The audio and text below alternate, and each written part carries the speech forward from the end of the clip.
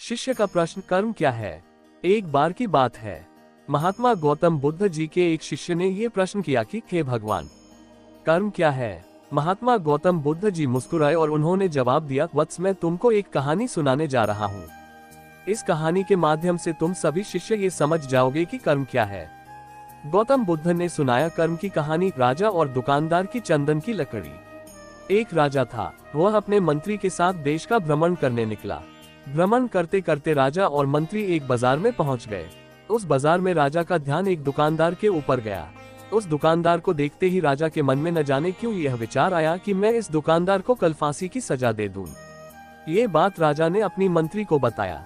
मंत्री कुछ बोले उससे पहले राजा उस दुकानदार के दुकान के सामने से आगे निकल चुके थे और दूसरी बातें करने लगे। मंत्री बहुत ही चिंतित हो गया। ये बात समझ नहीं पा रहा था कि दुकानदार की गलती क्या है। दुकानदार से बिना कुछ बात किए, बिना कुछ सोचे समझे महाराज ऐसा फैसला लेने के बारे में क्यों सोच रहे हैं। राजा और मंत्री भ्रमण करने के बाद राजदरबार वापस चले गए। मंत्री को रात भर नींद नहीं आई। सुबह जगने के बाद मंत्री एक साधारण प्रजा का रूप बनाकर उस दुकानदार के पास गया और उस दुकानदार से पूछा, तुम क्या बेचते हो? दुकानदार ने जवाब दिया, मैं चंदन की लकड़ी बेचता हूँ। फिर मंत्री आसपास के लोगों से दुकानदार के बारे में पूछना शुरू किया। सब ने जवाब दिया कि दुकानदार किसी से बोलता नहीं है, हमेशा दुखी रहता है। मंत्री को बात समझ में आ गई। मंत्री फिर वापस दुकानदार के पास गया और उस दुकानदार से पूछा, तुम दुखी क्यों रहते हो? दुकानदार ने बताया, मैं दुखी इसलिए रहता हूँ क्योंकि मेरे दुकान पर लोग आते हैं, चंदन की लकड़ियाँ सूंघते हैं और बोलते हैं बहुत ही सुंदर है, बहुत ही अच्छी महक है, लेकिन कोई खरीदा नहीं है, इसलिए मैं बहुत दुखी रहता हूँ। मंत्री दुकानदार की बात सुनकर खुद भी भाव विभोर हो गया। कोई भी दुकानदार दुखी क्यों न हो अगर उसके दुकान का कोई भी सामान खरीदा न जाए जबकि सामान में कोई कमी न हो। मंत्री सोचने लगा कि ये दुकानदार अपने दुखों की वजह से इतना दुखी रहता है, परंतु राजा इस दुकानदार को फांसी पर क्यों लटकाना चाहते हैं, अर्थात राजा के मन में आए हुए विचार का उत्तर अभी तक मंत्री को नहीं मिला था। मंत्री ने फिर दुकानदार से पूछा, भाई तब तुम क्या करोगे अगर तुम्हारे दुकान की सारी चंदन की लकड़ियां ऐसे ही रखी रह जाएंगी तो?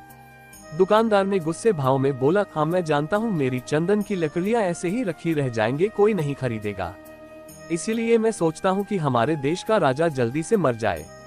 अगर वह जल्दी से मर जाता तो मैं उस राज दरबार में उस राजा के दाह संस्कार के लिए अपनी चंदन की लकड़ी देता, जिससे मुझे कुछ पैसे मिल जाते और इस बाजार के अलावा बाकी के लोगों को भी मेरे चंदन की लकड़ी के बारे में पता चलता, तो फिर शायद कुछ न कुछ लोग मेरी दुकान से जरूर खरीदने आते चंदन की लकड़ी। मंत्री दुकानदार की बात को सुनकर सब कुछ समझ गया और उसके मन में एक विचार आया। मंत्री ने दुकानदार से चंदन की कुछ लकड़ियां खरीदे। इस खरीदारी से दुकानदार को कुछ पैसे भी मिल गए और वह थोड़ा खुश भी हो गया। मंत्री चंदन की लकड़ियों को लेकर वापस राजदरबार चला आया। राजदरबार पहुंचकर मंत्री ने उन चंदन की लकड़ियों को राजा के समक्ष रख दिया और बोला कि हे राजन, ये चंदन की लकड़ियां उसी दुकानदार ने आपको भेंट किया है जिस दुकानदार को आप फांसी देने के लिए सोच रहे थे।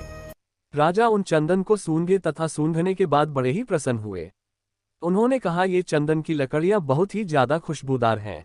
दुकानदार के इस अनोखे भेंट से राजा बहुत खुश हुए और मंत्री को कुछ स्वर्ण मुद्राएं दिए तथा बोले, जाओ उस दुकानदार को ये स्वर्ण मुद्राएं इनाम में देना और बोलना कि आज के बाद महल में जब कभी भी चंदन की लकड़ी की जरूरत पड़ेगी तब तुम्हारे दुकान से ही चंदन की लकड़ी ली जाएगी। मंत्री जी मुस्कुराने लगे तथा ये सोचने लगे कि अब तो राजा के मन में उस दुकानदार को फांसी देने का विचार आ ही नहीं सकता, क्योंकि अब तो हमेशा राजदरबार के लिए चंदन की लकड़ियों का इंतजाम की जिम्मेदारी उस दुकानदार को जो मिल गई है।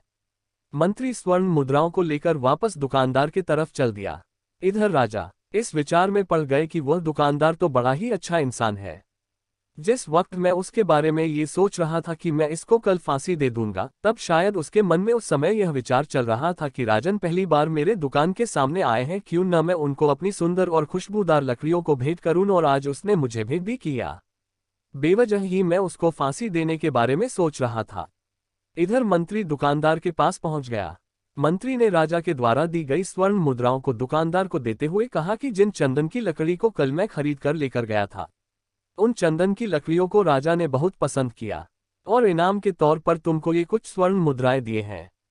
दुकानदार बहुत ही खुश होने लगा। साथ ही साथ मंत्री ने उस दुकानदार को ये भी बताया कि अब आज के बाद राज दरबार में जब कभी भी चंदन की लकड़ियों की जरूरत पड़ेगी तो सारी चंदन की लकड़ियां तुम्हारी दुकान से ली जाएगी।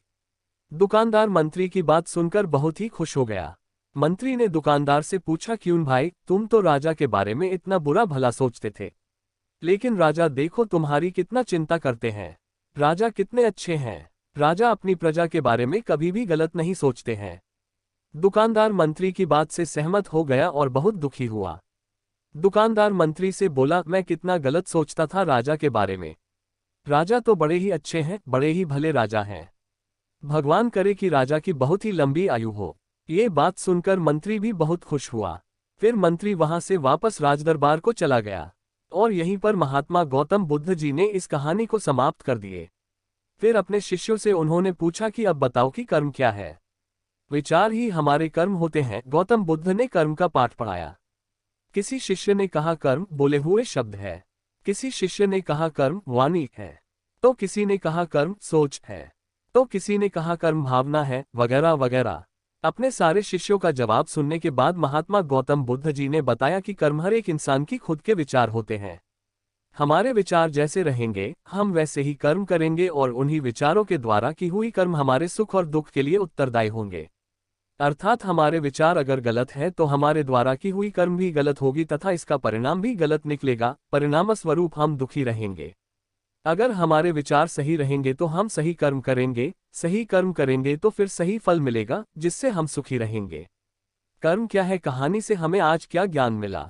इस कहानी से हमने ये सीखा कि अगर हमारे विचार सही रहेंगे, निष्पाप रहेंगे तो उन्हीं निष्पाप और सही सोच की वजह से ली गई हर फैसला सही होगा।